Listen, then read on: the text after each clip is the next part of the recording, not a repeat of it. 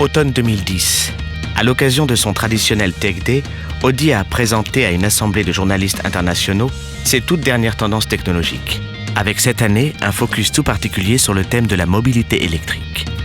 Les véhicules hybrides et électriques forment un pilier essentiel de la stratégie par laquelle Audi marque de son empreinte les tendances de la société et les évolutions du marché. L'électromobilité pour Audi consiste à élargir nos perspectives. Nous entendons mettre sur le marché, en plus des technologies conventionnelles que sont le TDI, le FSI et le TFSI, des moteurs hybrides et divers véhicules électriques qui seront rassemblés sous le label e-tron. L'approche de la mobilité électrique par Audi signe une stratégie originale de la marque aux 4 anneaux. Le constructeur a en effet choisi son modèle d'entrée dans l'univers Audi et celui qui trône au sommet de sa palette de produits pour servir de base à ses deux nouveaux véhicules électriques, l'Audi A1 e-tron et l'Audi R8 e-tron. On a commencé au salon de Francfort de 2009 avec l'Audi R8 e-tron. On était en pleine stratégie top-down, car la mobilité électrique va commencer par être quand même un peu plus chère que les autres technologies, ce qui reste plus facile à comprendre sur le segment des voitures de sport que sur celui des voitures compactes. On cherchait aussi à mettre en avant l'aspect sensation.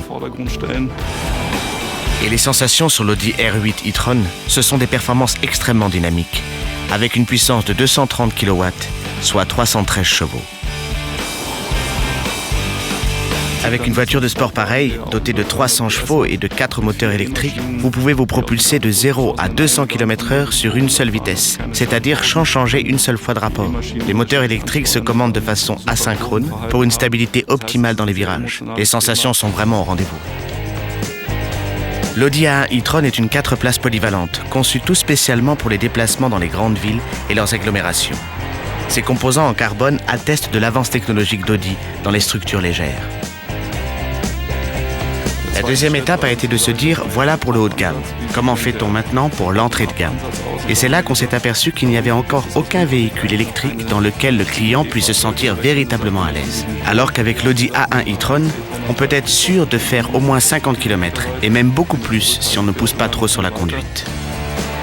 Grâce à son petit moteur thermique logé au niveau du coffre à bagages, l'Audi A1 e-tron peut afficher jusqu'à 250 km d'autonomie. Et ce, malgré une puissance maxi de 75 kW, soit 102 chevaux, qui permet de passer de 0 à 100 km/h en 10 secondes de seulement. Mais si ces deux véhicules électriques sont encore en plein développement, le Tech Day a permis d'admirer un modèle qui, lui, a pratiquement atteint la production de série, l'Audi Q5 hybride Quattro.